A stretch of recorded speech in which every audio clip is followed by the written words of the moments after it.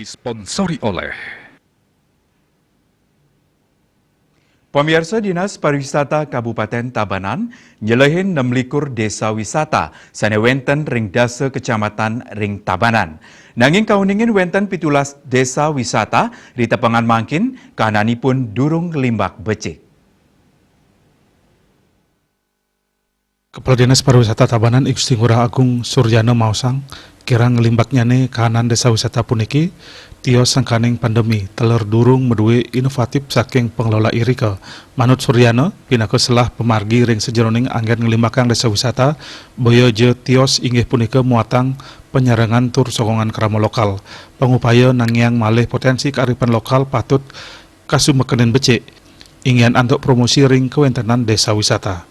Di tepangan mangkin usaha numbuhang pariwisata muatang sokongan saking kewentenan desa wisata. Mawinan wisatawan sampun wadih antuk belancaran ke kota, tur nguang pemargi ipun belancaran ke pedesaan. Kebosang taler pengelimbak pariwisata muatang Prabea, tios baga promosi. Duaning asepunika nyelehin ring kewentenan makudang-kudang soroh media sosial rahi mangkin.